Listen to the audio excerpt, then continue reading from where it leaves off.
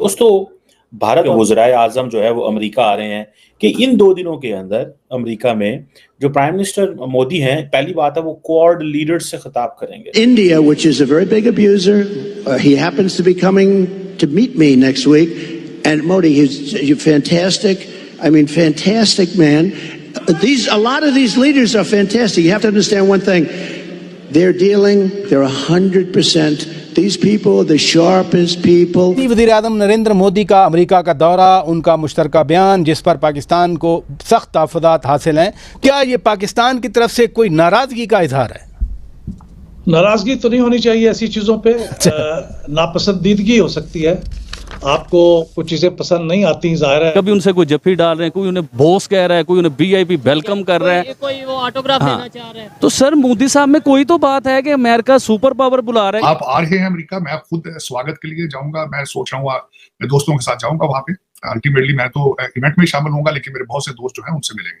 मोदी साहब नेशनलिस्ट, मुझे सबसे ज्यादा जो उनकी बात पसंद आती है उनका नेशनलिज्म। इंडिया जो है वो 2025 में क्वाड समिट करेगा। So it means either Donald Trump और Kamala Harris they will be visiting India in 2025। एक तो ये चीज हो गई। मुझे ये समझ नहीं आ रही कि पाकिस्तान के वजीर आजम का अभी तक शेड्यूल क्यों नहीं जारी किया गया। लेकिन ये तो फिर कौमों के दरमियान ताल्लुकात की नौयत है जो बदलती रहती है, और हमें उसको रियलिस्टिकली असेस भी करना चाहिए, और उसके मुताबिक मेरे ख्याल में मतानत के साथ, बड़ी रख रखाव के साथ, डिप्लोमेटिक अंदाज में जो तरीका होता है उसका जवाब भी देना चाहिए। लेकिन मेरे ख्याल में हमें नाराज नहीं होना चाहिए। नरेंद्र मोदी तो 2 दिन के लिए अमेरिका आ रहे हैं, जबकि पाकिस्तान के जो वजीर आजम है वो 7 दिनों के लिए आ रहे हैं। सुनने में तो ये खबर आई है। अब जो शेड्यूल पता चला है वो बड़ा इंटरेस्टिंग है कि इन 2 दिनों के अंदर अमेरिका में जो प्राइम मिनिस्टर मोदी हैं, पहली बात है वो क्वाड लीडर्स से खिताब करेंगे डेलावेयर में। और आपको पता है क्वाड लीडर्स जो हैं डेलावेयर में मिल रहे हैं। डेलावेयर विल्मिंगटन जो है दैट इज बाइडेन्स रेजिडेंस है, मेरा ख्याल है वहां पे जहां पे वो मिलने जा रहे हैं। सो इट मींस कि बाइडेन को पता है ये मेरा आखिरी इलेक्शन है, ठीक है, I won't be the president ever, one thing. Second, white house नहीं बुला रहे वो बुला रहे हैं डेलावेयर। डेलावेयर जो है वो मेरा ख्याल है वॉशिंगटन से 2 घंटे की ड्राइव पे है, ठीक है। By the way I am very near to Delaware, और अच्छी स्टेट है, टैक्स फ्री स्टेट है। मैं वहाँ पे काफ़ी दफ़ा गया हूँ पहले भी, लेकिन क्योंकि बाइडेन साहब वहाँ पे रहते हैं, होम स्टेट होने की वजह से वो उनको अपने घर में ही बुलाना चाहते हैं। अब क्वेश्चन ये है कि क्योंकि क्वाड समिट हो रही है, तो क्वाड समिट जो है वो उसके लिए उन्होंने कहा जी कि Japanese, Australian and Indian prime minister वहीं पे आ जाएं।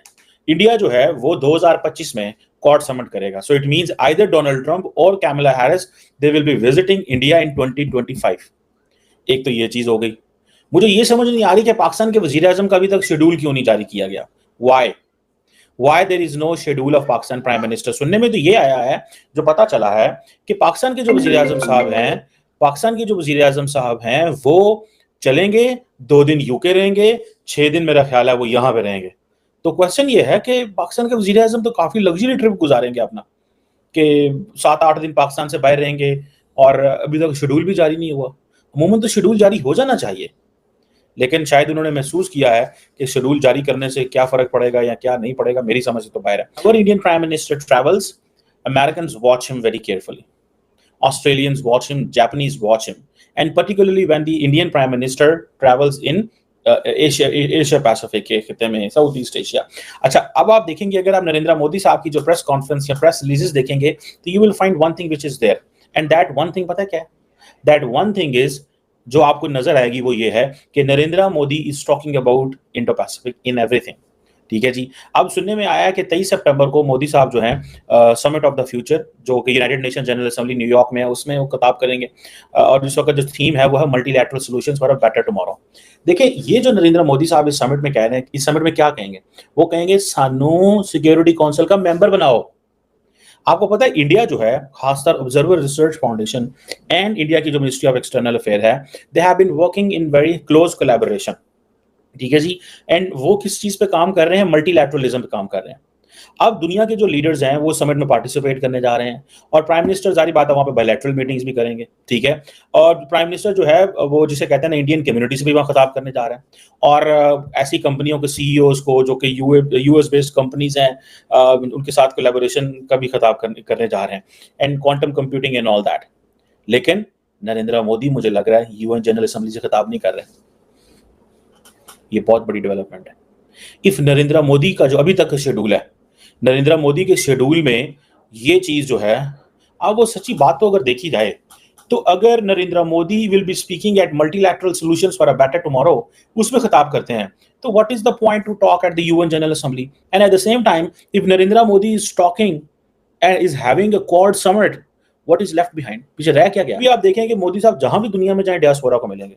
ही वाज इन यूक्रेन, वहां पे तो डियास्पोरा कोई नहीं था, बागबुक गए सारे Pakistani, Indian, Bengali, rest of the world. उसकी वजह जो है वहां जंगें शुरू हुई।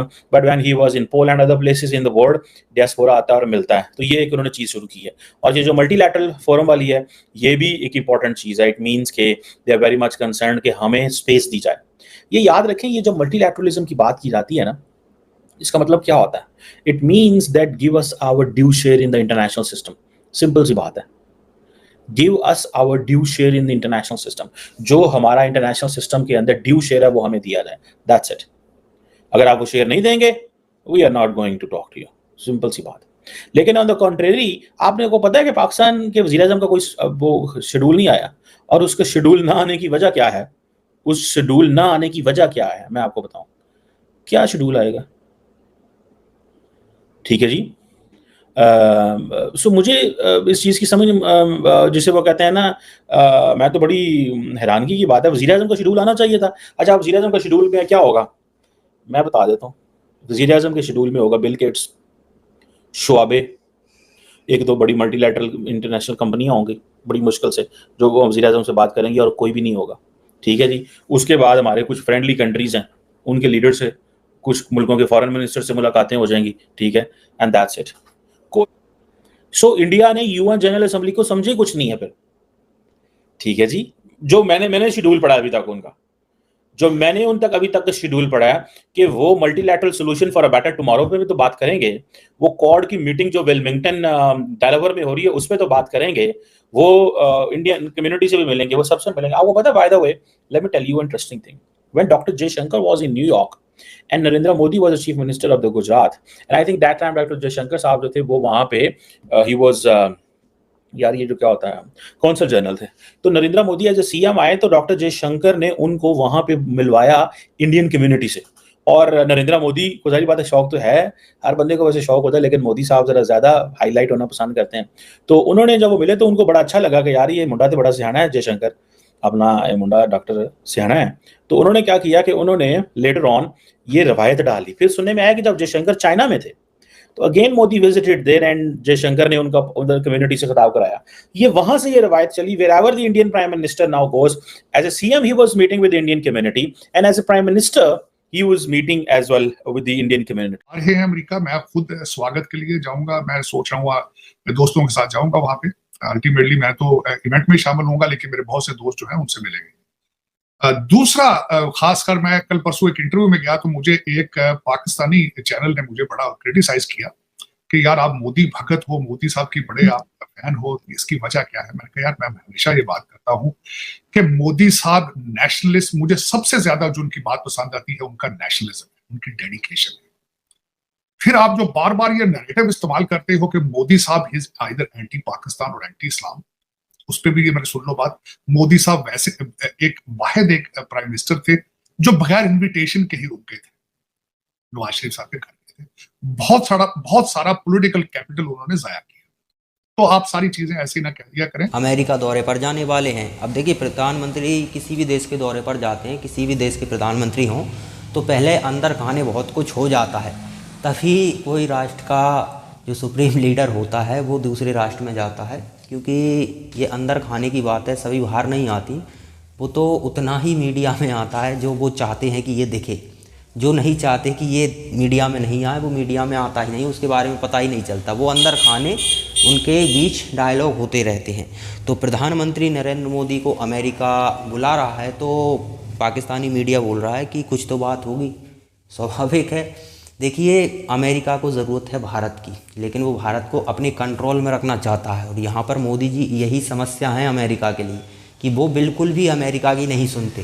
पहले ऐसा कभी नहीं हुआ। भारत के जो भी पहले प्रधानमंत्री रहे हैं उन्हें अमेरिका की सुननी ही पड़ती थी। देखिए, आप एक महाशक्तिशाली राष्ट्र से पंगा नहीं ले सकते, ये राजनीति है। जैसे कि अब देखिए ना, पाकिस्तान हो, इंडिया हो, कोई भी देश हो, अभी एग्जाम्पल ले लीजिए बांग्लादेश का। बांग्लादेश में जो राजनीति में अभी सत्ता में जो लोग आ गए हैं वो अपने विरोधियों को निपटा रहे हैं। तो यही होता है, अगर आप एक महाशक्तिशाली देश से पंगा लोगे तो स्वाभाविक है उसके विपरीत काम करोगे तो उसे पसंद नहीं आएगा। उसे पसंद नहीं आएगा तो फिर वो क्या करता है, जैसे कि छोटा मोटा देश है तो उसे आप आसानी से कंट्रोल में ले सकते हो।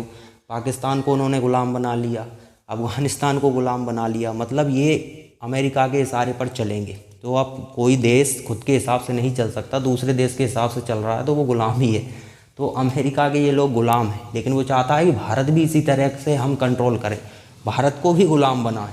लेकिन क्या कि मोदी जी चुनौतियों पे चुनौतियां देते जाते हैं। अब देखिए उनकी बड़ी समस्याएं हैं, वो एग्जैक्ट भी करता है कोई भी देश हो, क्योंकि भारत ने शुरुआत की थी रुपए रूबल ट्रेड से, यानी कि लोकल करेंसी में व्यापार स्टार्ट किया, जिससे डॉलर को बहुत नुकसान हुआ। डॉलर को नुकसान इसलिए हुआ कि जैसे हम मान लीजिए किसी भी देश के साथ व्यापार करते हैं तो हम उसे डॉलर देंगे, अगर वो हमसे कुछ चीज़ें खरीदता है तो वो हमें डॉलर देगा। तो उसके लिए क्या करना पड़ता है कि अपने पैसे को पहले जमा करो, उसके बदले डॉलर लो और फिर डॉलर उसे दो। उसमें क्या है कि लेन देन में काफ़ी परसेंटेज जाता है। अब बिलियंस ऑफ डॉलर की डील होती हैं तो स्वाभाविक है वहाँ पर अमेरिका की बैठे बिठाए अच्छी खासी कमाई होती थी दुनिया भर से, क्योंकि दुनिया की सबसे स्टेबल और स्ट्रॉन्ग करेंसी इस समय डॉलर ही है और उसे चुनौती मिलना स्टार्ट हो चुकी है। देखिए चीन ने भी लोकल करेंसी में व्यापार करना स्टार्ट कर दिया, सऊदी अरब ने भी कर दिया, भारत ने स्टार्ट किया ही था, रूस कर ही रहा है।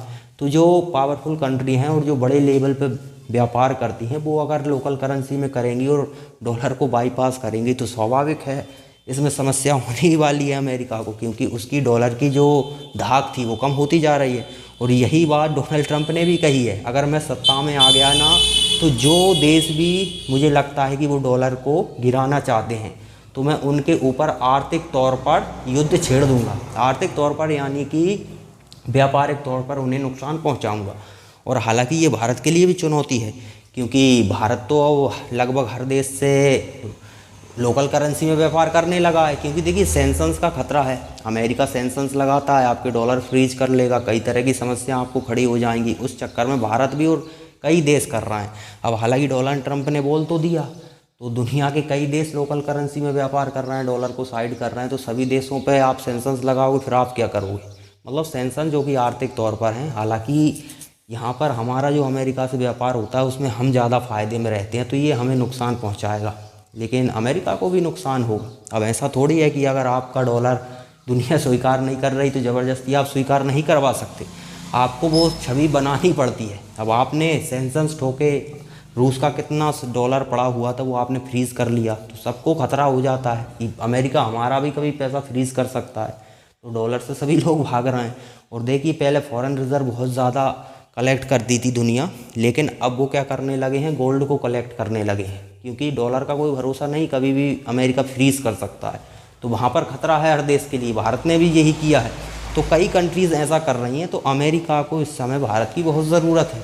क्यों ज़रूरत है? क्योंकि अमेरिका भी जानता है ये बात कि अगर भारत हमसे दूर जाता है तो चीन को काउंटर करना असंभव हो जाएगा। मान लीजिए कभी युद्ध में अमेरिका का युद्ध होता है चीन से ताइवान को लेकर, तो अमेरिका को बेस वगैरह चाहिए होंगे, सपोर्ट चाहिए होगा, और भारत जैसा पड़ोसी उसका सहयोगी देश होगा तो उसे आसानी से मदद मिल सकेगी।